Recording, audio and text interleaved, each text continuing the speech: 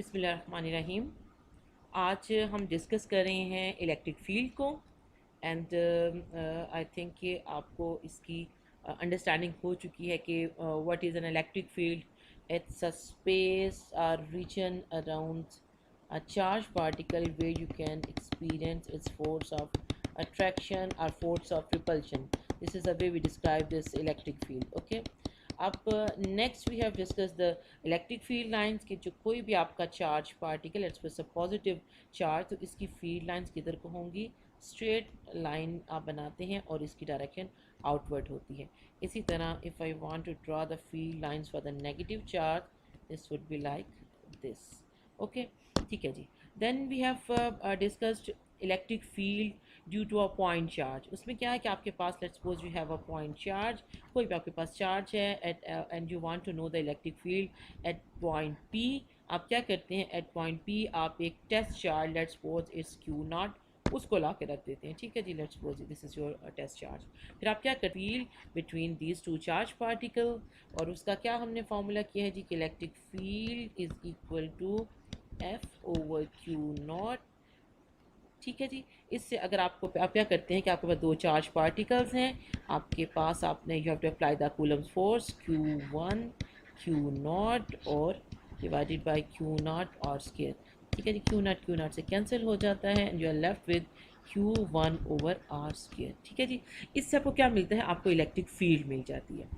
फिर उसके बाद हमने किया कि let's suppose you have n number of charge particles, let's suppose like this, यहाँ पे पॉइंट चार्जेस है, कोई यहाँ पर है, तो आप कैसे इसकी net and you need to find out the net electric field. उसको आप किस तरह से फाइंड आउट करते हैं कि आप फाइंड आउट करते हैं electric field between these because these two charge particles Q not and Q1। Let's suppose it's Q1, ये क्या हो गया आपका Q2 हो गया यहाँ से। तो आपके पास क्या आता है, हमने सुपरपोजिशन प्रिंसिपल को यूज़ किया था कि let's suppose you have net E is equal to E1 electric field because of charge Q1, then E2 electric field because of charge Q2, and so on electric field because of charge N.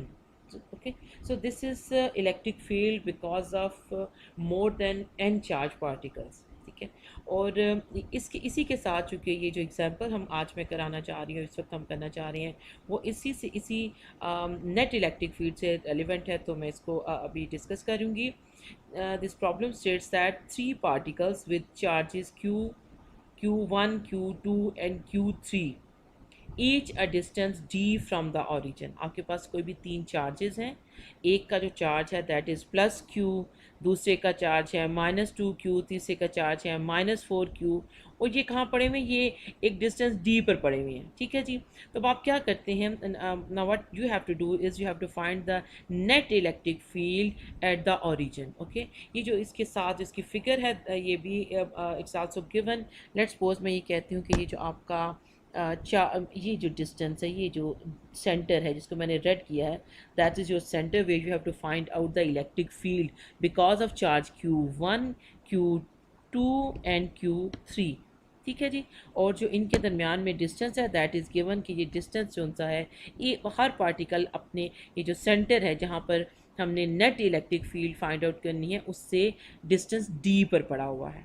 ठीक है, अगर मैं इन charges का let's suppose mention करना चाहूँ कि ये हमारे पास क्या है, ये पॉजिटिव चार्ज है, ये क्या है जी, ये नेगेटिव चार्ज है, और Q3 इज़ आल्सो नेगेटिव। ठीक है जी, ये मैंने इनके चार्जेस आपको बता दिए कि कौन से हैं, डिस्टेंस दी पड़े हैं, और जो इनकी ओरिएंटेशन है या ये समझे कि जो इनकी स्पेस में लोकेशन है ये हमें गिवन है, हम खुद से इनको हमने अरेंज नहीं किया, ये स्पेसिफिक क्वेश्चन में उनकी स्पेसिफिक डायरेक्शन जो सी है या उनकी जो लोकेशन है it is already given. Okay, अब अगर हम इलेक्ट्रिक एट द मोमेंट हम electric field is a vector quantity, लेकिन हम इस वक्त क्या कर रहे हैं, हम उसकी डायरेक्शन में इंटरेस्टेड नहीं है, हम सिर्फ इलेक्ट्रिक फील्ड का मैग्नीट्यूड लिखना चाहते हैं। सो E1, अगर मैं इसका ऊपर या तो दो वेज हैं इसको लिखने के, या तो मैं इसके ऊपर ये साइन डाल दूँ इलेक्ट्रिक फील्ड उसका वेक्टर का, और अगर मैं इसको नहीं यूज़ करती हूँ तो इसका सिंपली मीन्स ये होता है कि मैं क्या कर रही हूँ इस टाइम, मैं इसको एज इसका मैग्नीट्यूड को कंसिडर कर रही हूँ।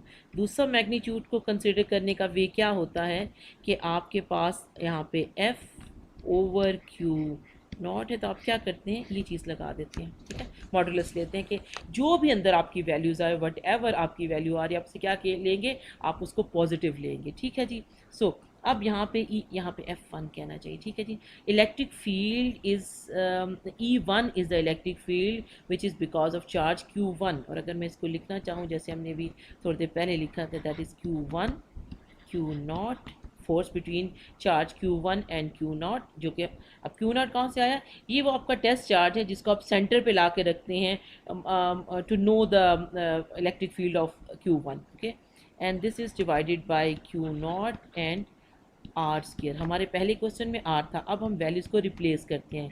के इज़ अ कांस्टेंट, अब यहाँ पे Q0 कैंसिल हो गया। Q1 क्या है जी, Q1 आपका है 2Q, ओके। और आपके पास r क्या है, distance between Q1 and the centre is given, that is d square, ठीक है जी। तो ये आपके पास आ गया। अब चूंकि ऑलरेडी ये पॉजिटिव है तो मुझे इसको ये लगाने की ज़रूरत नहीं है। एनीवे आप जब मैग्नीट्यूड की बात करते हैं तो आप हमेशा क्या करते हैं, पॉजिटिव वैल्यू को कंसिडर करते हैं, ठीक है, जो भी उसकी वैल्यूज़ हो जाए। Now what about E2, E2 क्या हो जाएगा, E2 हमारे पास आ जाएगा जी, E2 is equal to K Q2 over D square, and this Q2 is equal to K 2Q over D square.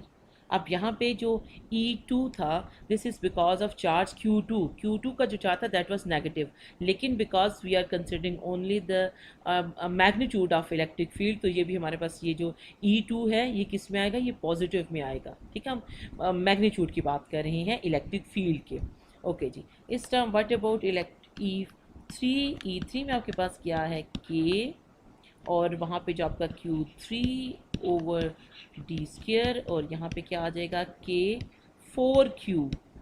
Again आप नेगेटिव साइन को यहाँ पे साथ में नहीं लिखेंगे because of the magnitude, because we are talking about magnitude, okay. अब अगर हम आ जाएं इसकी पहले भी हमने मैग्नीट्यूड फाइंड आउट किया, अब हम डायरेक्शन को डिस्कस करते हैं कि डायरेक्शन हमारे पास क्या होगी, ठीक है जी। अगर मैं थोड़ा सा कलर चेंज करूँ कि मैं ये देखना चाहती हूँ कि पॉजिटिव जो चार्ज है इसकी जो फील्ड लाइन है जो, या electric field because of this positive charge at this centre will be in this direction, yes और नो। बिकॉज ये जो Q आपके पास है, पॉजिटिव चार्ज की जो फील्ड लाइंस होती हैं वो स्पेस में अगर आप चेक करें तो क्या होती हैं, स्ट्रेट लाइन होगी अलॉन्ग दिस एक्सिस, जो कि आपको पॉइंट से मिलाएगा, ठीक है। और कहाँ होगी, आउटवर्ड होगी। So this is direction of electric field because of charge Q1, ठीक है जी। अब let me change the colour, let's suppose अब मैं अगर येलो ले लेती हूँ, okay. Now you need to consider the direction of Q2 क्या है, नेगेटिव है। नेगेटिव चार्ज की इलेक्ट्रिक फील्ड लाइंस किधर को होती हैं, इनवर्ड होती हैं, ठीक है। Which means electric direction of electric field because of this charge Q2 at point P, ये जो सेंटर वाला पॉइंट है, विल बी लाइक दिस। समझ आ गई आपको, एक पॉजिटिव चार्ज है और एक नेगेटिव चार्ज है, और आप उसकी डायरेक्शन देख रहे हैं इलेक्ट्रिक फील्ड की सेंटर पर। तो आपके पास direction of electric field E1 and direction of electric field because of charge Q2 both are in same direction, ठीक है जी। और तो आपको पता है कि अगर आपके दो वेक्टर्स जो उनसे हैं वो सेम डायरेक्शन में हों तो आप उनको सिंपली क्या करते हैं, ऐड कर सकते हैं। सो E1 प्लस E2 किसके बराबर आ जाएंगे जी, K2Q over D square plus K2Q over D square, तो ये किसके बराबर आ जाएगा जी, 4, ठीक है ना, और KQ ओवर डी स्क्वेयर, ठीक है। और ये आपका क्या था, ये आपका E3 के बराबर है। अगर मैं इसको यहाँ पे लिखना चाहूँ तो मैं इसको डिफरेंट कलर में इसलिए लिख लूँ कि हमें याद रहे कि ये वाला E3 कौन सा है, ये वो E3 है जो हमें मिला है E1 और E2 को ऐड करने से, बिकॉज जो इलेक्ट्रिक फील्ड थी वो सेंटर पर एक ही डायरेक्शन में थी, ठीक है। तो इसको ये हम इस तरह से बनाते हैं कि ये आपके पास आपकी इलेक्ट्रिक फील्ड E3 तो थी, ये दोनों वेक्टर जोन से हैं। आपके अगर मैं चेंज करूँ, this is because of charge Q2 और ये वो जो चीज़ है this is because of charge Q1। सो ये E2 है, ये E1 है, दोनों एक ही डायरेक्शन में है, दोनों का मैग्नीट्यूड को जब ऐड करते हैं तो ये किसके बराबर आ जाता है, आपके तीसरे वेक्टर के बराबर आ जाता है, ठीक है, E3 के। ये हमारी जो क्वेश्चन है उसमें उसकी वैल्यू इस तरह से ली हुई है, ठीक है जी। अब अगर आप देखें कि अब आपके पास हमारे पास जो कंडीशन है वो क्या बनती है, सिचुएशन अब ये बन गई है कि आपने अपने दोनों वेक्टर्स को जब ऐड किया है E1 प्लस E2 को, ठीक है, तो ये किसके बराबर आ जाता है, this is equal to E3, इसका जो मैग्नीट्यूड है, ठीक है, डायरेक्शन की डिफरेंट है। अब हम क्या करना चाहते हैं, अब हमने ऑफ कोर्स अब लेट्स सपोज कि अब आपके पास E1 plus E2 plus E3 करना है आपने, ठीक है।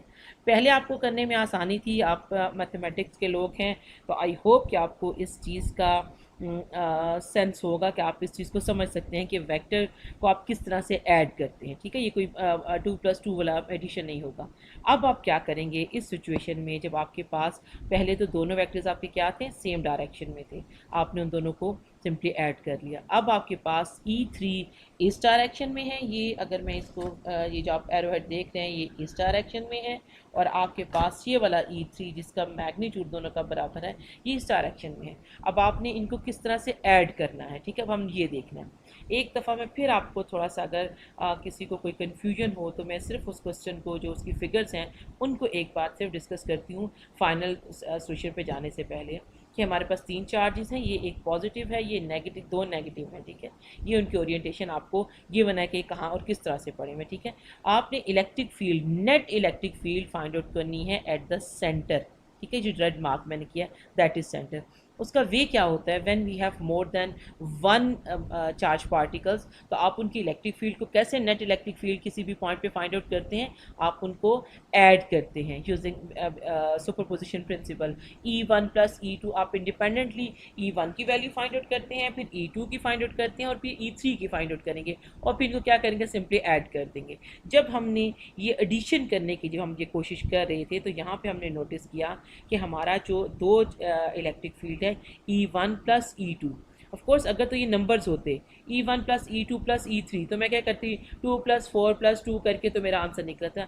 Because these are vectors, electric field is a vector quantity, ठीक है। तो आप क्या करते हैं, आप उसके मैग्नीट्यूड को भी कंसिडर करते हैं और आप क्या करते हैं उसकी डायरेक्शन को भी कंसिडर करते हैं, ठीक है। तो इस वजह से हमने जब पहले इसको कंसिडर किया, पहले हमने इसके मैग्नीट्यूड के लिए इसको देखा, इसका मैग्नीट्यूड क्या है, फिर हमने E1 और E2 की जब डायरेक्शन देखी है तो ये दोनों सेम डायरेक्शन में है, तो आपके पास दो वेक्टर्स आगे थे जो कि सेम डायरेक्शन में थे। सो आपने उसको उनके मैग्नीट्यूड को ऐड अप जब किया तो वो आपके किसके बराबर आ गए, थर्ड इलेक्ट्रिक फील्ड के बराबर आ गए, ठीक है जी। तो हमारे पास अब जो पिक्चर बनती है वो ऐड किया था, तो ये भी ये अब यू कैन से कि जो इसकी एरो, इसकी लेंथ है इस एरो की, ये क्या शो करी है उसके मैग्नीट्यूड को, कि दोनों का मैग्नीट्यूड सेम है, तो इसलिए हमने उनकी सेम लेंथ बनाई है अपने इसको। अब ये जो दो वेक्टर्स हैं अब हम इनको ऐड करना चाहते हैं, ठीक है। तो अब इन वेक्टर्स को हम किस तरह से ऐड करेंगे, obviously we need to resolve them into its component, ठीक है जी। अब हम क्या करना चाहते हैं कि अब मैं यहाँ से इसका क्या करूँगी, प्रोजेक्शन ड्रॉ करूँगी, ठीक है जी। अगर ये ग्रीन लाइन को आप देख सकें तो ये इस पॉइंट से इस वेक्टर का प्रोजेक्शन है, ये इसका कौन सा है, इसका वाई कंपोनेंट आ जाएगा, और यहाँ से मैं अगर इसका ड्रॉ करूँ तो ये मुझे क्या दे देगा, इसका ये इसका आ जाएगा वाई कंपोनेंट, और इधर से ये जो चीज़ है अब मुझे दो डिफरेंट कलर चाहिए, कौन चुका है, एक मैं रेड लेती हूँ फिर मैं एक येलो ले लूँगा, चलिए।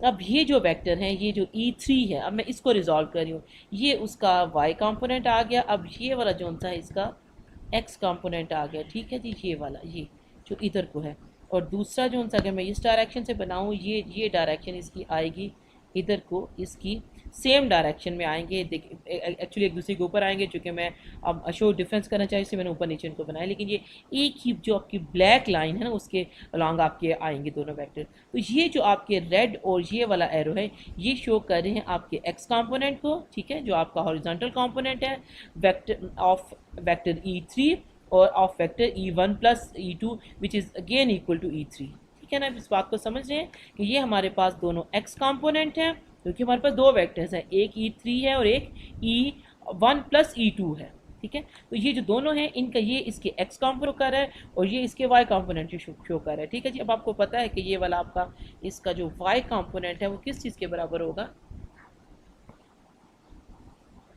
मैं इसको ग्रीन नहीं इसी से कर लेती हूँ, ठीक है जी। अब ये जो आपका इसका जो ई वाई है, लेट्स सपोज, अच्छा नहीं लग रहा, नज़र नहीं आ रहा जी, जो आपका ई वाई है, ये जो बल्कि ई थ्री वाई कहना चाहिए क्योंकि ये ई थ्री का वाई कंपोनेंट है, तो ये किसके बराबर आएगा?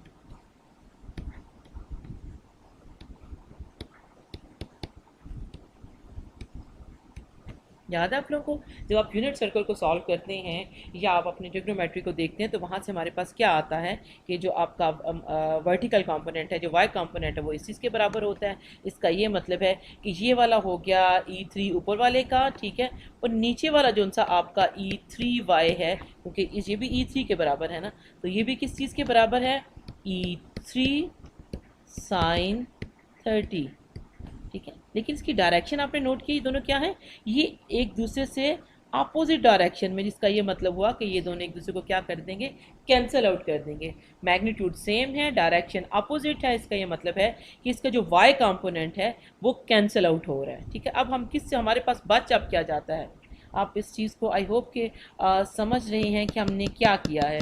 हम वेक्टर्स, दो वेक्टर्स को ऐड करने की कोशिश कर रहे हैं, ठीक है जी। दो वेक्टर को हम किस तरह से ऐड करते हैं? अगर हमारे पास दो वेक्टर डिफरेंट डायरेक्शंस में होते हैं तो हम उनको सिंपल अपने अरिथमेटिक से सॉल्व नहीं कर सकते हैं, सिंपल उनके एडिशन नहीं करते। हम क्या करते हैं, उनको उनके जो कंपोनेंट है एक्स कंपोनेंट और वाई कंपोनेंट में रिजॉल्व करते हैं, फिर कंपोनेंट्स को ऐड करते हैं, ठीक है जी। तो उससे हमें क्या पता चला कि वाई कंपोनेंट चूँकि अपोजिट डायरेक्शन में थे तो ये दोनों क्या हो जाएंगे? ये एक दूसरे के साथ कैंसल आउट हो जाते हैं। अब हमारे पास क्या रह जाता है? ई थ्री एक्स कंपोनेंट इस वाले का, ठीक है जी। फिर दूसरा हमारे पास कौन सा प्लस में, हमारे पास कौन सा आ जाता है? इस ई थ्री का ये वाला जो येलो वाला है, ये जो एक्स कंपोनेंट है ये बाकी बच जाता है। तो यहाँ मैं लिख सकती ना, सॉरी, दूसरा भी मेरे पास क्या है जी? E three X component. ये जो एक्स और वाई में लिखे हैं बेसिकली आपका वेक्टर क्या है? ई थ्री। उसके उसके वाई कंपोनेंट को मैंने ई थ्री वाई लिखा है और उसके एक्स कंपोनेंट को मैं लिख रही हूँ ई थ्री एक्स, ठीक है ना। आप इस चीज़ को आई होप कि अंडरस्टैंड करें। अच्छा जी, ठीक है। अब जो आपका एक्स कंपोनेंट होता है या जो आपका हॉरिजॉन्टल कंपोनेंट होता है उसको आप कैसे शो करते हैं? That is equal to e three cos theta. इसमें क्या है गिवन? दैट इज 30, ठीक है जी। यहाँ पे भी 30 बिकॉज ऑफ दिस 30, ठीक है जी। तो यहाँ पे क्या आ जाएगा? प्लस ई थ्री कॉस 30, समझ रहे हैं ना। ये दो कॉस 30 कहाँ से आ गए हैं बच्चे? आपके पास दो वेक्टर हैं जिनको आपने ऐड करना है, तो दोनों के दो दो एक्स कंपोनेंट और वाई कंपोनेंट आएंगे ना, ठीक है। जो पहले उसके वाई कंपोनेंट हैं, या आप समझिए कि जो उसके वर्टिकल कंपोनेंट है वो यहाँ पर देखिए तो वो कैंसिल आउट हो रहे हैं। ये मैंने उनको यहाँ पर क्या किया है? कैंसिल कर दिया उसको, ठीक है। अब मेरे पास क्या बच जाता है? X component. एक्स कंपोनेंट को अगर आप देखिए तो मैंने आपके सामने बनाया था, ये दोनों किस डायरेक्शन में? सेम डायरेक्शन में है, ठीक है। इसका ये मतलब है कि जो भी इसका एक्स कंपोनेंट है प्लस आपने इसके कंपोनेंट को लिखना है। मैंने क्या किया है? ई थ्री कॉस 30 प्लस ई थ्री कॉस 30। तो अब इसको मैं और क्या, अब सिंपल आपके पास क्या आ जाता है? एक मैथमेटिक्स है जो आप इसको सॉल्व कर सकते हैं कि आप क्या करेंगे? That is equal to 2e three cos 30, ठीक है जी। सॉरी मैंने थीटा लिख दिया, कॉस 30 है ये। अब आप क्या करेंगे? आपके पास ई टू इधर रह गया और आपके पास ई थ्री में क्या था? एक के था, 4 था, एक क्यू और यहाँ पे डी स्क्वेयर, ठीक है। जो आपका आंसर आएगा, अब आप सॉरी यहाँ पे मैंने कॉस थीटा को तो लिखना ही भूल गई हूँ, यहाँ पर आ गया आपका कॉस 30। तो इसको आप सिंपल सॉल्व करेंगे तो आप देखेंगे कि आपके पास आंसर क्या आता है, ठीक है। ये आप कॉस 30 की वैल्यू लिखेंगे। आप क्यू को, क्योंकि क्यू गिवन नहीं है कि कितने कूलम आपके पास क्यू के हैं, ना ही ये कहा जा रहा है कि ये आपका दूसरे उसके बराबर। तो आप क्या करेंगे? आप सिंपल जो आपका आंसर है उसको क्या कर लेंगे? आपके पास क्या आ रहा है? 2 इंटू 4 8 आ रहा है। कॉस की वैल्यू आप 0.866 लगाते हैं तो आपके पास कुछ आंसर इस टाइप का आ जाता है जी, 6.93 क्यू ओवर आपके यहाँ पे के आपको इसके साथ आ रहा है ओवर डी स्क्वेयर। कुछ इस टाइप का आपका आंसर निकलेगा। ठीक है जी, क्योंकि आपको डी स्क्वायर, लेकिन हो सकता है जब आपको कोई न्यूमेरिकल दिया जाए तो आपको के की वैल्यू तो आपको पता है क्या है, आपको क्यू की वैल्यू भी गिवन हो और इसी तरह से आपको डी की वैल्यू भी गिवन हो कि आप किस तरह से इसको सॉल्व कर सकते हैं। यहाँ पे ना के की वैल्यू एक्चुअली यहाँ पे उसका जो 4 है ना वो ऑलरेडी चूज़ हो चुका हुआ है, तो इसका आंसर जो आंसर थोड़ा सा डिफरेंट आएगा। इस के को आप पाई इसका बाकी बात समझो कि ये ऐसे इसका एग्जैक्ट आंसर है जी। 4 पाई एप्सिलॉन नॉट नीचे आ रहा है जो कि आपकी के बराबर है। यहाँ पे तो मैं इसको थोड़ा सा करेक्ट कर ही दूँ अगर, क्योंकि आपको अपनी जो वैल्यूज हैं उनको अगर कंपेयर करना पड़े यहाँ पे, तो 4 पाई एप्सिलॉन नॉट और ये डी स्क्वायर है, बेसिकली जो हमारा के होता है that is equal to 1/4 pi epsilon naught के बराबर होता है। ठीक है, इसका ये मतलब है कि अगर मैं इसको के से रिप्लेस कर दूँ तो ठीक है, ये के से भी मेरा काम गुड इनफ होना चाहिए। ओके जी, इसको आप देखेंगे और इसको खुद से सॉल्व करने की कोशिश भी करेंगे और फिर हम देखें, क्योंकि इसमें काम क्या करना था, सिंपल हमने ये देखना था कि हमारे जो अगर आपके पास more than 1 electric charge particles हों और आपने उनकी जो इलेक्ट्रिक फील्ड है, नेट इलेक्ट्रिक फील्ड किसी भी पॉइंट पे, लेट्स सपोज आपका एग्जाम में क्वेश्चन आ जाता है कि आप इसको इलेक्ट्रिक फील्ड फाइंड आउट करें नॉट एट द सेंटर पर maybe at this point, अगर मैं कलर को चेंज करूँ, मैं कहती हूँ इस पॉइंट पे ये तीनों पार्टिकल यहीं पर है और इस पॉइंट पे you have to find out the net electric field, तो आप क्या करेंगे, आपको डिस्टेंस गिवन होगा कि ये कितना डिस्टेंस है, ये कितना डिस्टेंस है और ये कितना डिस्टेंस है। ठीक है, उसके बाद आपको इसमें कुछ सिमिलैरिटीज़ ढूंढेंगे, नहीं मिलती तो वेल एंड गुड, आप उन सिमिलैरिटीज़ को छोड़ सकते हैं। लेकिन यहाँ पे देखें क्या, अगर ये तीनों एक ही लाइन पर आ जाते हैं तो फिर ये दोनों वेक्टर जो उनसे अगर वो अपोजिट चार्जेस हैं तो वो कैंसिल हो जाती है, वहाँ पर उनका मैग्नीट्यूड सेम हो तो इलेक्ट्रिक फील्ड कैंसिल हो सकती है। ठीक है, तो इस किस्म की जो उनके अंदर कुछ आइडेंटिटीज़ होती हैं हम उनको देखने की कोशिश करते हैं कि किस तरह से हम अपने जो क्वेश्चन है उसको सिंप्लीफाई कर सकते हैं ताकि जो हमारे पास रिज़ल्ट आए उसको समझा जा सके। ठीक है, दूसरी बात जिसमें इंपॉर्टेंट थी कि आपने इलेक्ट्रिक फील्ड की डायरेक्शन, एक तो उसके मैग्नीट्यूड को लेना है, जब बच्चे आप उसके मैग्नीट्यूड को लेते हैं तो इसका मतलब है कि you are considering only positive values. ठीक है, इलेक्ट्रिक फील्ड की, तो आपने अपनी इलेक्ट्रिक फील्ड फाइंड आउट कर ली, उसके मैग्नीट्यूड को फाइंड आउट कर लिया, उसके बाद आपने डायरेक्शन पे गौर किया है। और डायरेक्शन आपकी हमने क्यों इलेक्ट्रिक फील्ड लाइंस को पढ़ा था या उसकी हमने क्या जस्टिफिकेशन दी थी कि वो क्यों इस्तेमाल होती है, इसलिए कि इलेक्ट्रिक फील्ड लाइंस आपको किसी भी पॉइंट पे इलेक्ट्रिक फील्ड की डायरेक्शन बताती हैं। ठीक है, तो इस वजह से हमने इलेक्ट्रिक फील्ड की जो डायरेक्शन है वो आप इलेक्ट्रिक फील्ड लाइन से फाइंड आउट करेंगे और उसके बाद सिंपल आप अपने वेक्टर एडिशन पर आ जाएंगे तो आपका जो क्वेश्चन है ये वाला सॉल्व हो जाएगा। ठीक है जी, ये इंपॉर्टेंट क्वेश्चन है, इसको आप ज़रूर बाय हैंड फुल क्वेश्चन जो उनसे उसको सॉल्व करें और जो आपके इश्यूज़ होते हैं वो आप मुझसे कमेंट्स में पूछ सकते हैं कि आपको क्या चीज़ इसमें समझ नहीं आई। ठीक है जी, इसी तरह के थोड़े से और एक दो छोटे और क्वेश्चन हैं जो आज हम करेंगे। Basically this are examples of the electric field. ठीक है जी, अगर आप अब एक आपके पास दो आपके ये जो हैं फिगर हैं वो गिवन हैं, लेट्स सपोज मैं इसको अगर करूँ, एक आपकी ये ए है और एक ये बी है। ठीक है, और आपने बताना है which field is stronger, a field stronger है या बी फील्ड स्ट्रॉन्गर है, दोनों का चार्ज जो है वो पॉजिटिव है। ओके ठीक है, अब फील्ड हम किस तरह से फाइंड आउट करते हैं कि कौन सी स्ट्रॉन्गर होगी और कौन सी वीकर होगी। Again we will use the concept of electric field lines. उसमें हमने क्या कहा था कि जितना क्लोजली ये फील्ड लाइन जो सी हैं वो क्लोजली स्पेस्ड होती हैं, इसका मतलब है कि उतनी ही इनकी जो स्ट्रेंथ है वो ज़्यादा है। यहाँ पर देखें, यहाँ पे जो electric field change the colour, यहाँ पे इलेक्ट्रिक फील्ड जोन सी हैं वो क्या है, काफ़ी एक दूसरे से दूर दूर है। इसका ये मतलब है कि यहाँ जो इलेक्ट्रिक फील्ड की स्ट्रेंथ है ए वाले केस में वो इससे कम है, B field is more stronger than A. ठीक है, because of the electric field lines, यहाँ पे इलेक्ट्रिक फील्ड लाइंस क्या हैं, more dense electric field lines आप यहाँ पर देख रहे हैं। ठीक है जी, उसके बाद नेक्स्ट हमारा एक और क्वेश्चन है, अगर इससे पहले मैं इसको करूँ, ये हमने लास्ट जब इलेक्ट्रिक फील्ड की डिस्कशन की थी उसमें भी हमने इसको डिस्कस किया था।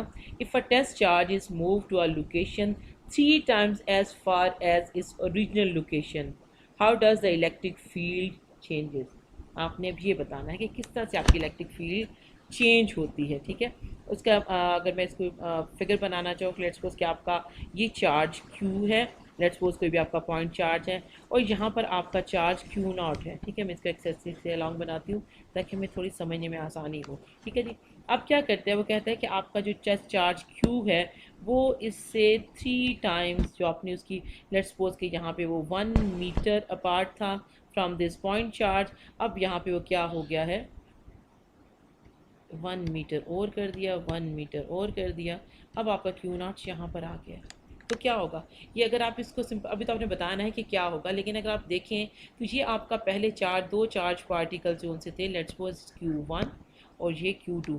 क्यू आपका फोर्स क्या होती है, क्यू फोर्स क्या होती है, Q1 q naught over r square. यहाँ पे दोनों चार्जेस के दरमियान जो डिस्टेंस था वो, और हमें यही पता है कि जितना एक पार्टिकल, दोनों पार्टिकल जिससे करीब होते हैं उनके दरमियान में उतना ही स्ट्रॉन्ग इलेक्ट्रोस्टैटिक फोर्स होती है, और strong because of strong force strong electro field आपके इलेक्ट्रोस्टैटिक फील्ड आपके पास आएगी, इलेक्ट्रिक फील्ड आपके पास स्ट्रॉन्ग हो जाएगी। तो यहाँ पे ये था। अब क्या हुआ है, अगर हम वैसे भी इसको देखते हैं तो ये पता चलता, अच्छा ये तो भी इतना दूर चला गया दूसरी, लेकिन अगर आपको इस चीज़ को प्रूव करना है कि ये कितना, इसका जो फोर्स पे इसका कितना असर पड़ा है, तो हम जानते हैं कि योर, अगर मैं कलर को लेट्स सपोज इसको अभी रिमूव कर देती हूँ, ठीक है जी, हमारे पास जो एफ है that is inversely proportional to r square. R square क्या है जी, डिस्टेंस बिटवीन टू चार्जेस। कौन से टू चार्जेस, जिसके दरमियान में आपने फोर्स फाइंड आउट करनी है। And why you want to find out the force, because electric field is equal to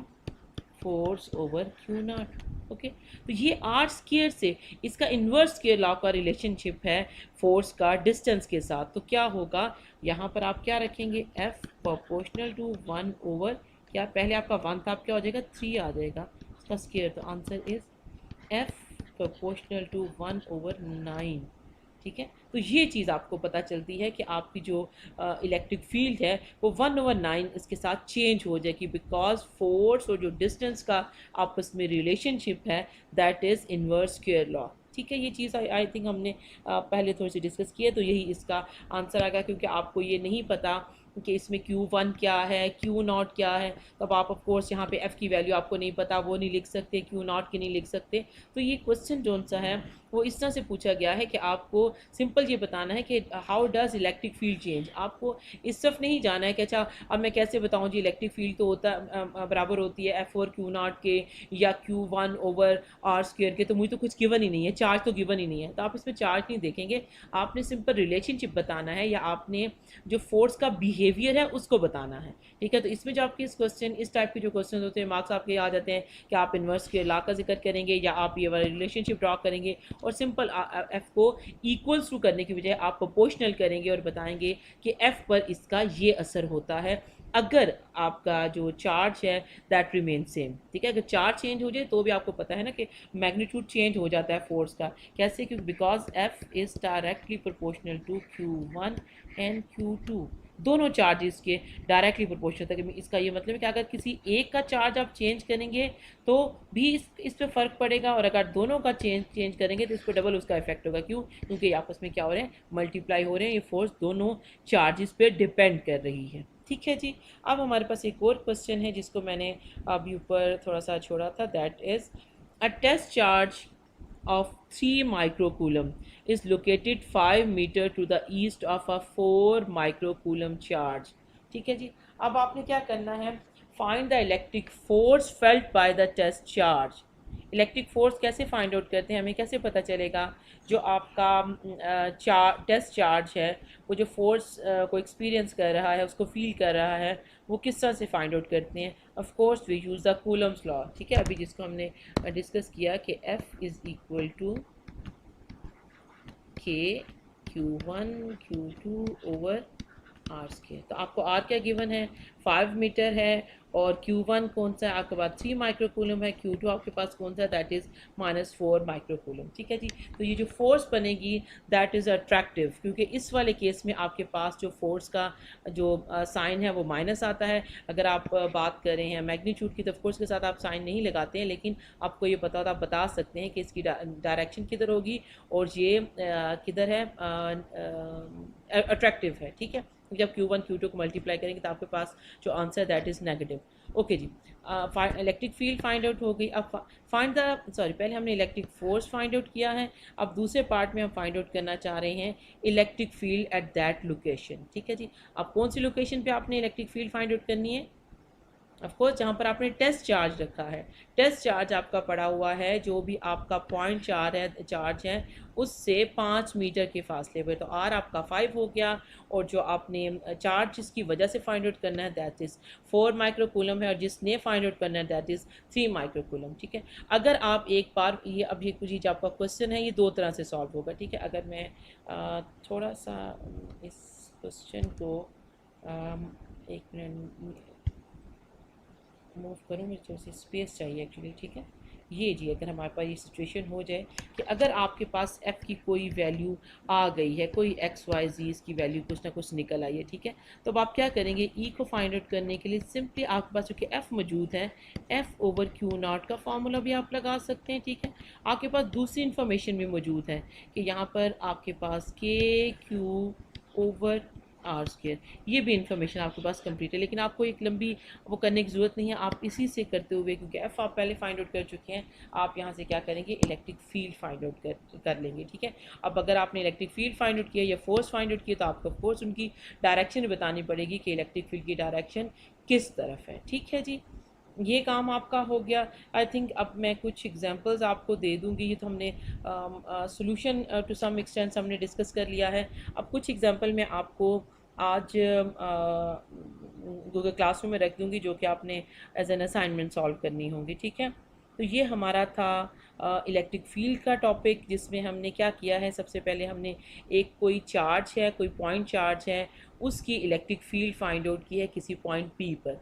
फिर हमने क्या किया है, फिर हमने देखा कि अगर हमारे पास मोर देन 1 चार्जेस हो जाएं, 1 2 3 4 n तक अगर हमारे पास चार्जेस हो जाएं, तो हम उनकी इलेक्ट्रिक फील्ड कैसे फाइंड आउट करते हैं, हम उनको तमाम की जो इलेक्ट्रिक फील्ड है उसको ऐड कर देते हैं। ठीक है, अभी तक जो हमने काम किया है, हमने सिंगल चार्ज पार्टिकल से काम किया है। ठीक है, कि एक पार्टिकल कहीं पड़ा हुआ है, या फिर उसके बाद हम n पार्टिकल लेकर आ गए, मीन्स कि ये देखें कि ये आपका कोई एक पार्टिकल है, ये आपका कोई दूसरा पार्टिकल है, इसका कोई तीसरा पार्टिकल है, और ये आपका पॉइंट पी है जहाँ पर आप you want to know the electric field. ठीक है, तो हम क्या करते हैं, इस पॉइंट पे, इस जगह पे हम इलेक्ट्रिक फील्ड को सेपरेट फाइंड आउट करते हैं, और फिर हमने क्या कर दिया, इसको हमने ऐड कर दिया अभी तक। लेकिन अगर आप देखें कि हमने कोई सिस्टम नहीं किया, हमने एक सिंगल चार्ज पार्टिकल्स को इंडिपेंडेंटली उनकी फील्ड को डिस्कस किया है। ठीक है, अब नेक्स्ट जो हम अपना काम करेंगे उसका थोड़ा सा आपको ओवरव्यू देना चाह रही हूँ। उसमें हम क्या करेंगे, अब हम जाना कहाँ चाहते हैं, हम फिजिकल सिस्टम्स की तरफ। ठीक है, अब इलेक्ट्रिक चार्ज की हम बात कर रहे हैं, तो आपकी इर्द गिर्द जोन से सिंगल इलेक्ट्रिक चार्जेस तो नहीं पड़े हुए कि यहाँ कोई चार्ज पड़ा है या वहाँ कोई चार्ज पड़ा है।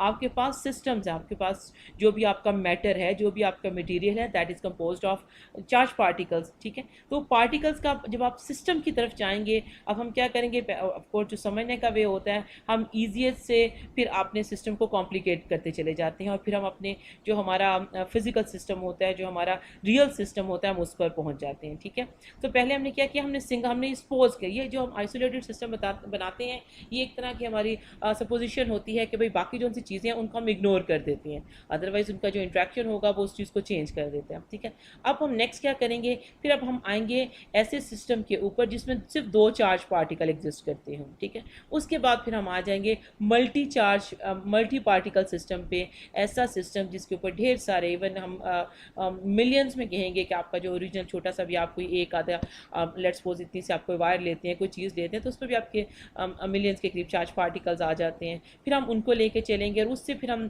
पहले 1 डायमेंशनल काम करेंगे, फिर हम 2 डायमेंशनल में, उसके बाद फिर हम ऑफकोर्स जो अपना हमारा रियल सिस्टम है 3 डायमेंशनल में जाके हम उनको फिर उनके ऊपर जो उनकी वजह से इलेक्ट्रिक फील्ड कहीं पर प्रोड्यूस होते हैं किसी भी पॉइंट पर, जो हमारा पर्पस है इस चैप्टर का, that remain same, that we want to know the electric field at certain point because of एक चार्ज पार्टिकल आपका हो जाए, ऐसा सिस्टम हो जाए जिसमें 2 चार्ज पार्टिकल्स हैं, या फिर आपका रियल कोई भी 3D ऑब्जेक्ट हो जाए जो चार्ज, ऑफ कोर्स वो चार्ज होना चाहिए, उसकी वजह से किसी भी पॉइंट पे हम इलेक्ट्रिक फील्ड को डिस्कस करेंगे। ठीक है जी, तो ये हमारे नेक्स्ट का थोड़ा सा एजेंडा हो गया, और अभी जो हमने थोड़ा कुछ करना था वो आपको उसका भी बता दिया।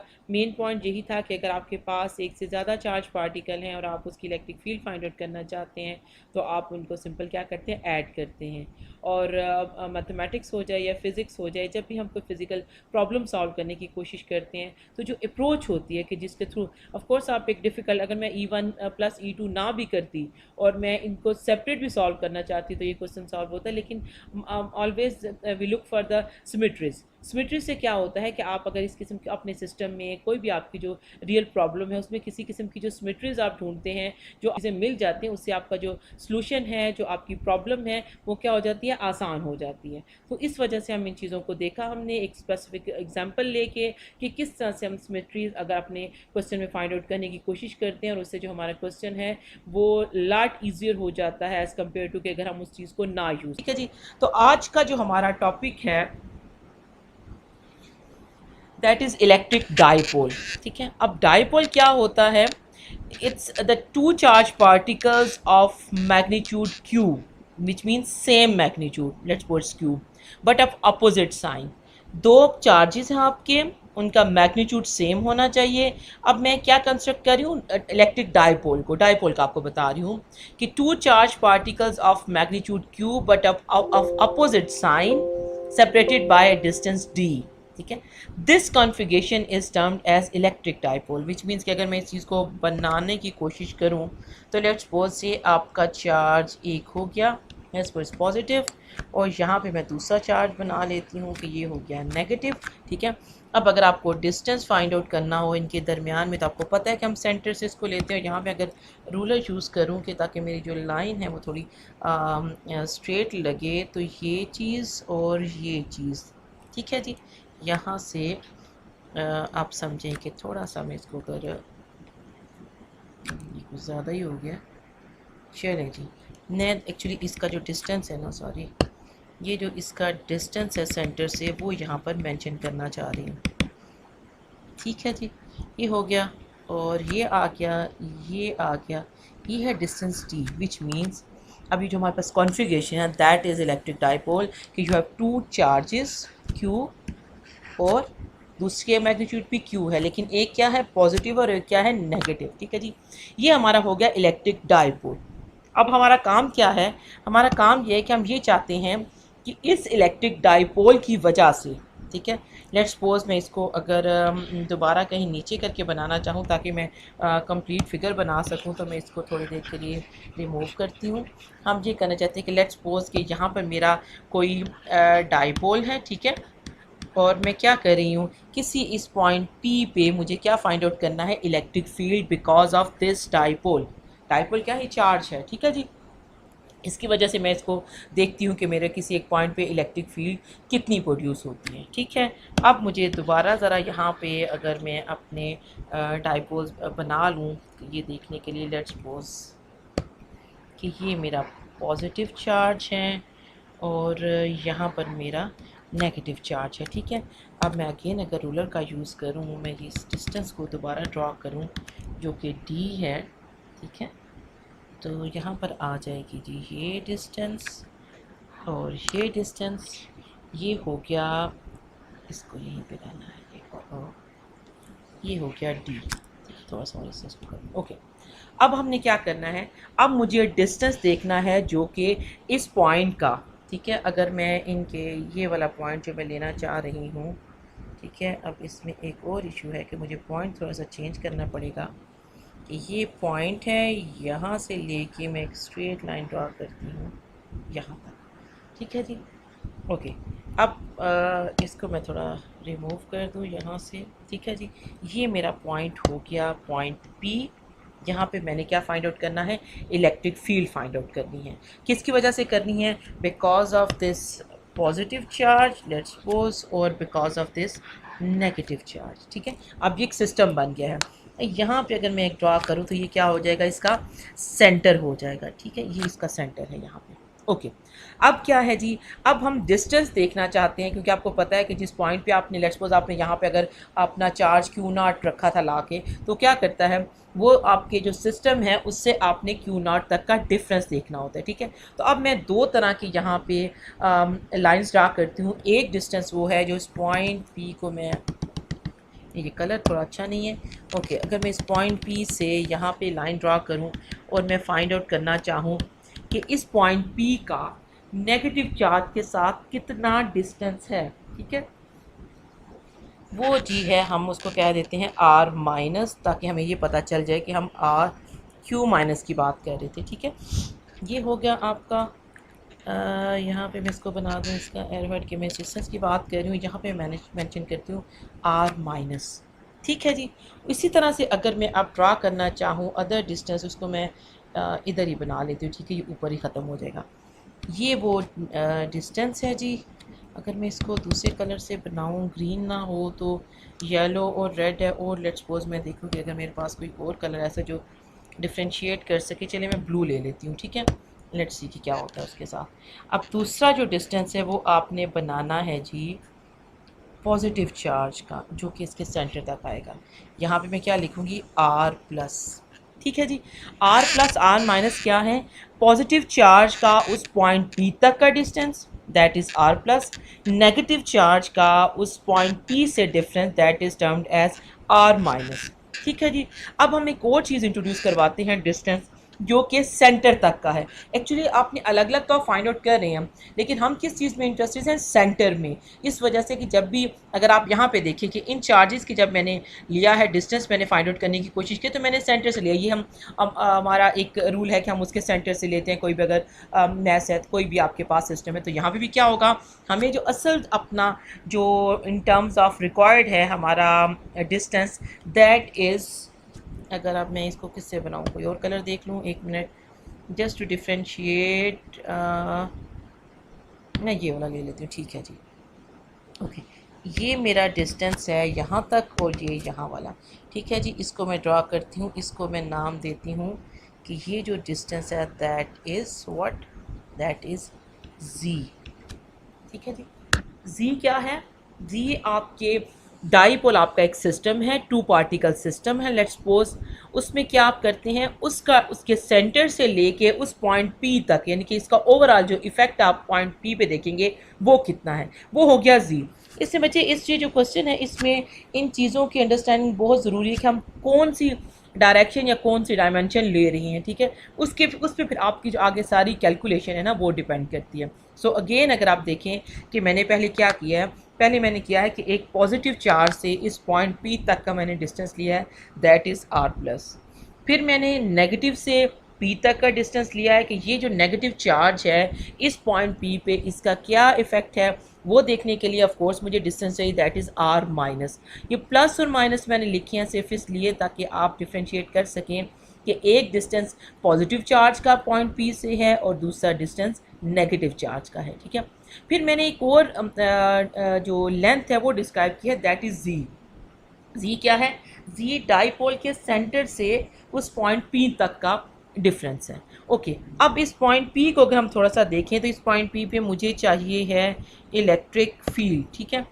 अगर मैं इसको पॉइंट पी है लेट्स सपोज मैं इसको कोई और ग्रीन से बना लूँ ताकि ये क्लियर हो सके, ठीक है जी। तो यहाँ पे क्या आएगा, यहाँ पे मैं चलिए इसी को ही यूज़ कर लेती हूँ फिर एक बार कि यहाँ पर पॉजिटिव फील्ड जोन सी है उसकी डायरेक्शन आप मुझे बताएंगे कि क्या होगी, और जो नेगेटिव है उसकी डायरेक्शन आप मुझे बताएंगे कि क्या होगी, ठीक है जी।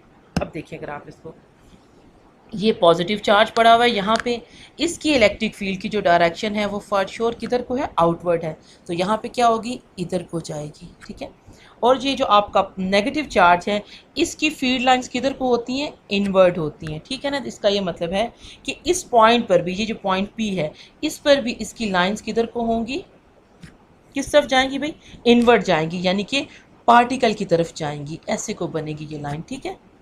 आप समझ गए इसकी बात को, ये इलेक्ट्रिक फील्ड की डायरेक्शन है। इसको अगर मैं कह दूं कि ये मेरा ई माइनस, सॉरी ये मेरा क्या है जी, अब इसको यहाँ पे मिटाना भी मुश्किल काम है, कि ये मेरा ई माइनस है, और ये वाली जो सी इलेक्ट्रिक फील्ड है that is E plus. Electric field because of positive charge and electric field because of negative charge. एक और बात आपने नोटिस करनी है कि यहाँ पे जो पॉइंट, जितना पॉइंट जिस भी पार्टिकल के ज़्यादा करीब होगा, नेगेटिव या पॉजिटिव, वहाँ पर उसकी फील्ड स्ट्रेंथ कितनी होगी, ज़्यादा होगी या कम होगी? जी ऑफ कोर्स ज़्यादा होगी। क्यों ज़्यादा होगी? क्योंकि उसके पास पड़ा हुआ है, और जो दो पार्टिकल हैं, लेट्स सपोज यहाँ पे क्यू नॉट पड़ा हुआ है और पॉजिटिव चार्ज, के दरमियान में जो इलेक्ट्रिक फोर्स है वो डिपेंड करती है इन्वर्स स्क्वायर लॉ पे। इसका मतलब है कि इलेक्ट्रिक ये जो हमारे पास है E plus is far greater than E minus, क्योंकि ई माइनस का डिस्टेंस पॉइंट पी से बहुत ज़्यादा हो गया। ठीक है, एक तो ये अपोजिट डायरेक्शन में है। ठीक है, दूसरी बात क्या है कि ई प्लस जो ई माइनस यहाँ पे कम है।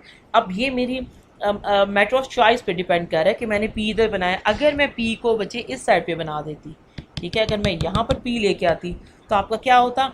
यही जो अंडरस्टैंडिंग अभी हमने डिस्कस की है इलेक्ट्रिक फील्ड के लिए, कि वहाँ पर उस पॉइंट पे जो पॉजिटिव इलेक्ट्रिक फील्ड थी या electric field because of positive charge वो ज़्यादा होती है, और electric field because of negative charge वो उसकी स्ट्रेंथ कम होगी।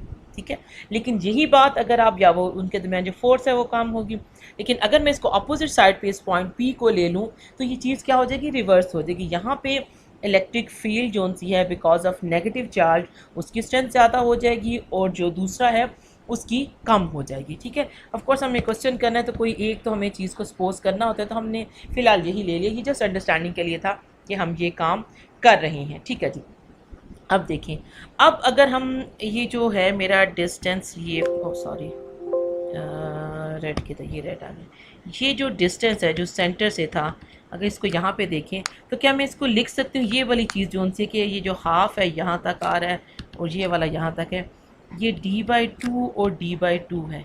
ठीक है ना? ओके, अब अगर मैं देखना चाहूँ r माइनस को इन टर्म्स ऑफ z, तो r माइनस किसके बराबर आएगा? आप बता सकते हैं कि r माइनस किसके बराबर आएगा अगर आपने इसको इन टर्म ऑफ z लिखना है? ऑफ कोर्स आप क्या करेंगे कि अगर z के अंदर आप प्लस कर दें d/2 को, ये z है, ठीक है, और ये जो डिस्टेंस है दैट इज़ d/2। तो अगर आप इन दोनों को ऐड कर दें तो ये टोटल यही डिस्टेंस बनता है ना, ये r माइनस वाला। क्लियर है ये बात आप लोगों को? ठीक है जी, अब इसी तरह से आप मुझे बता सकते हैं कि r प्लस जो है वो किसके बराबर आएगा? r प्लस ये वाला, ये डिस्टेंस है। ठीक है, और z क्या है? z में ये वाला d/2 भी शामिल है। इसका क्या मतलब है कि अगर आप z में से माइनस कर दें d/2 को, इस डिस्टेंस को, ये वाले को, तो आपके पास क्या बच जाएगा?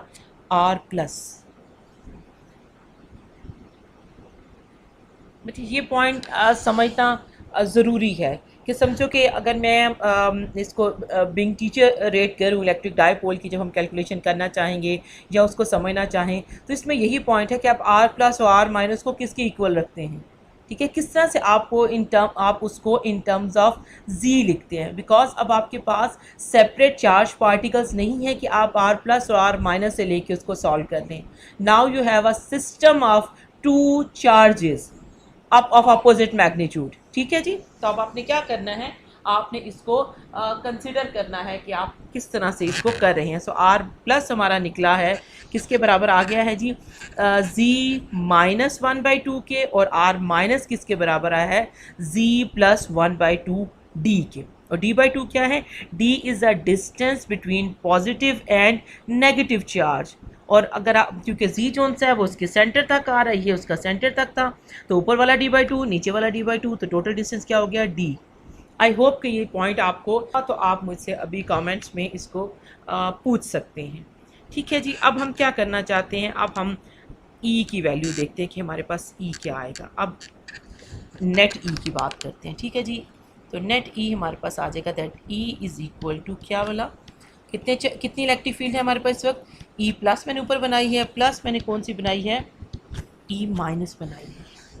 ठीक है जी, अब हम यहाँ पे क्या करते हैं, चूँकि हमें पता है कि इलेक्ट्रिक फील्ड ये दोनों अपोजिट डायरेक्शन में है और ई प्लस जो सी है वो बड़ी है ई माइनस से, तो हम इसको एक्चुअली अपने यहीं पर ही हम उसको E plus minus E minus कर देते हैं। अगर किसी पॉइंट पे ये पॉइंट है और यहाँ पे कुछ फील्ड इधर को जा रही है, कुछ इधर को जा रही है, अगर आपको नेट चाहिए तो आप क्या करेंगे, बड़ी वाली से छोटी को माइनस कर देंगे, ठीक है। आपको क्या मिल जाएगा, आपको नेट फील्ड मिल जाएगा उसका। अब यहाँ पे हम क्या कर रहे हैं जी, ई प्लस हमारे पास क्या है, के क्यू कौन सा, पॉजिटिव वाला, ओवर क्या है जी, R square, which R plus is the distance between point P and positive charge Q, ठीक है जी। माइनस हमारे पास क्या आ गया, again k q over r minus square, ठीक है जी। ये चीज़ आपके पास आ गई। अब हमने क्या करना है, अब हम इसको ट्रांसफॉर्म करना चाहते हैं इन टर्म्स ऑफ z, ठीक है जी। तो k और q को लेट्स सपोज मैं कॉमन अभी से ही ले लेती हूँ, ठीक है। ये दोनों बाहर आ गए। अब अंदर क्या बचता है, 1 ओवर r प्लस क्या था जी, आपको याद है हमने r प्लस क्या निकाला है, हमने निकाला जी z minus D by two, z minus D by two whole square minus यहाँ पे क्या था, 1 over z plus D by two whole square. ये मैंने किसकी जगह पे लिखा है, ये मैंने r की जगह पे लिखा है। एक r प्लस आर स्क्वायर था, ये इसका r स्क्वायर है, ये r स्क्वायर है, ठीक है जी। अब हमारे पास ये चीज़ आ गई। अब आप बता सकते हैं कि इसमें इसका नेक्स्ट स्टेप क्या हो सकता है। अगर ये इक्वेशन आपके पास लिखी हो तो आप क्या करेंगे, नेक्स्ट आगे हम किस तरह से प्रोसीड करें, या यहीं बस कर दें। अब ऑफकोर्स हम यहाँ बस नहीं कर सकते, इसलिए कि हमें यहाँ पे कोई भी इन्फॉर्मेशन नहीं मिली है, ना हमें पता चला है कि कहीं कोई इलेक्ट्रिक डाइपोल यूज़ हुआ है, ना अभी हम उसकी फील्ड फाइंड आउट कर सकते हैं। हमारे पास कोई ऐसी इन्फॉर्मेशन नहीं है। हम अपनी इक्वेशन को थोड़ा सा सिंप्लीफाई करना चाहते हैं, कुछ मॉडिफाई करना चाहते हैं, ताकि हम उस जो हमारे पास सोल्यूशन आए, जो हमारे पास एंड पॉइंट आए, उसको हम समझ सकें कि वो क्या चीज़ आई है, हम उसको थोड़ा सा, या हम उसको कहीं फिज़िकली यूज़ कर सकें, ठीक है जी। तो अगर इस किस्म की सिचुएशन आपके पास आ जाती है तो सिंपली आप क्या करते हैं, ऑफ कोर्स आप एलसीएम लेते हैं, ठीक है। अब आपके पास क्या आ जाएगा, c plus D by two whole square minus z minus D by two whole square over z minus D by two z plus D by two, ठीक है जी। ये चीज़ क्लियर हो गई आपको। ओ यहाँ पे क्या आ रहा है, स्क्वायर आ रहा है, ओके जी। अब हम क्या करें, ऑफ कोर्स अगर आप इसको साथ साथ करते रहें तो हमारे लिए समझना और करना आसान हो जाएगा। लेट्स सपोज मैं थोड़ा सा कलर चेंज करना चाहती हूँ कि ये मैं अब इसका स्क्वायर ओपन कर रही हूँ, that is Z square plus D by two square plus 2z by two, ठीक है जी, minus Z square minus D by two whole square minus 2z D by two, ठीक है जी। अब नीचे क्या आ जाएगा, यहाँ पे समझें कि k और q जो सा है वो थोड़ी देर के लिए हम उसको होल्ड करते हैं कि वो हमारे साथ यहाँ पर आ रहा है, ठीक है जी। यहाँ पे हमारे पास क्या आ जाएगा, a minus B into A plus B किस चीज़ के बराबर होता है, A square minus B square whole square, क्योंकि यहाँ पे ये होल स्क्वायर था। अब अगर आप ऊपर देखें तो हमारे पास क्या सिचुएशन है, अब मैं अगेन रेड कलर को यूज़ करूँ, जी स्क्वायर ये माइनस, अगर मैं इस माइनस को अंदर अप्लाई करूँ ये माइनस हो जाएगा, ये प्लस हो जाएगा, ठीक है जी। ये इसके साथ कैंसिल हो गया, ये 2 इधर चला गया, ये 2 इधर चला गया, ठीक है जी। क्लियर है आप लोगों को ये पॉइंट्स। अच्छा देखिए, अगर मैं इसको सॉल्व करूँगी तो आपको लगेगा यस ऐसे ही हो रहा है, लेकिन आप कहाँ पे इन चीज़ों के पॉइंट्स पकड़ेंगे या आपको कहीं पे जो कन्फ्यूजन आ रही है उसको देखेंगे जब आप इसको साथ साथ बाय हैंड करेंगे, ठीक है। तो आपके पास ऑफ कोर्स मैं हमेशा लेक्चर में आपको कहती हूँ कि आपके पास पेंसिल होनी चाहिए, आपकी नोटबुक होनी चाहिए, तो काइंडली आप इसको साथ साथ इसको लिखते चले जाएं, ताकि आपको बाद में जब आप इसको देखें तो आपके पास कोई इशू ना आपको हो कि अच्छा ये वाली मेरा तो नहीं आया, या कहीं पॉजिटिव आ गया तो या कहीं पर नेगेटिव आ गया। उससे ये आसानी भी होगी कि अगर मैं कैलकुलेशन करते हुए कहीं पे कोई गलती कर जाऊंगी तो आप उसको मुझे बता सकेंगे, तो हमें ज़्यादा एफर्ट नहीं करनी पड़ेगी पीछे जाके देखने के लिए, ठीक है, क्योंकि मैं भी अभी इसी टाइम पे कर रही हूँ। ओके जी, अब हमने क्या करना है नेक्स्ट, हमारे पास भी क्या बचता है, ऊपर क्या बचता है पहले हम उससे देख लेते हैं जी। यहाँ पे मेरा के क्यू बाहर मौजूद है। अच्छा जी, ऊपर मेरे पास क्या आ गया, 2ZD, यही आ रहा है ना, देखिए ये और ये दोनों सेम है, ZD plus ZD, this is 2ZD। Okay जी, अब मैं नीचे देखती हूँ, नीचे हमारे पास क्या बच गया, नीचे हमारे पास यही चीज़ है, ठीक है, Z square minus D/2 whole square और इसका भी स्क्वायर। अच्छा जी, अब अगर इसमें से मैं Z को कॉमन लेना चाहूँ, ठीक है, तो क्या होगा, अब हम Z को कॉमन लेते हैं तो यहाँ पर मेरे पास क्या आ जाएगा जी, ये आ गया मेरा के इधर ही है, यहाँ पे मैंने क्या किया है, Z को कॉमन लेना है। अब अगर सारे Z मुझे निकालना है तो इसकी कौन सी पावर आएगी बच्चा, Z4, ये Z स्क्वायर और ये Z स्क्वायर, यहाँ पे Z4 आ जाएगा। ओके जी, अंदर हमारे पास क्या बच गया, 2Z वैसे का वैसे ही है, साथ में D है, यहाँ पे 1 आ गया, 1 माइनस D/2। यहाँ पे कोई और चीज़ आएगी इसके साथ, क्योंकि मैंने क्या मैं Z को Z माइनस D/2 में से खाली Z कॉमन निकाल सकती हूँ, ऑफ कोर्स नॉट। मुझे क्या करना है, मुझे अपनी इक्वेशन को देखना है कि जो मैं अगर कहीं किसी चीज़ में से आप कुछ, आई थिंक आप लोग मैथमेटिक्स के लोग हैं, आई होप कि मुझे इतनी डिटेल से आपको बताने की ज़रूरत नहीं भी है, लेकिन जस्ट फॉर कंप्लीटनेस मैं इसको आपके सामने डिस्कस करती हूँ कि क्या आप करते हैं कि जब आप कोई चीज़ कॉमन लेते हैं तो ऑफ कोर्स जहाँ पर वो मौजूद नहीं होता आप उसको उसी टर्म के साथ क्या कर देते हैं, डिवाइड कर देते हैं। तो यहाँ मैं Z को डिवाइड करूँगी, यहाँ पर उसका स्क्वायर हो गया, ठीक है, और यहाँ पर इसका होल का स्क्वायर बाकी है, ठीक है जी। अगर आप सिंपल इस इक्वेशन में से निकालते हैं इसको, Z को निकालें तो Z स्क्वायर आएगा, फिर ये वाला स्क्वायर मिला के उसको Z4 कर दीजिए। आप Z4 को अंदर टोटल मल्टीप्लाई करेंगे तो क्या हो जाएगा, वो कैंसिल हो जाएगा, यहाँ पे Z फिर नहीं बचेगा, ठीक है जी। ये सिचुएशन आ गई हमारी। अब थोड़ा सा एक Z हमें ये और ये मिल रहा है, जिसको मैं क्या कर सकती हूँ, मेरे पास आ गया KQ/Z³, ठीक है जी, इनटू क्या आ गया, 2D/1 minus D/2Z whole square, ठीक है जी। ये चीज़ हमारे पास बन गई। ये हमारी सारी जो डिस्कशन चल रही है ये इलेक्ट्रिक डाइपोल की हम बात कर रहे हैं। इलेक्ट्रिक डाइपोल में हमने क्या किया है कि हमने, चूँकि हमारा सिस्टम है 2 पार्टिकल्स का, तो हमने उसका डिस्टेंस लिया है Z, इलेक्ट्रिक डाइपोल के सेंटर से लेके उस पॉइंट P तक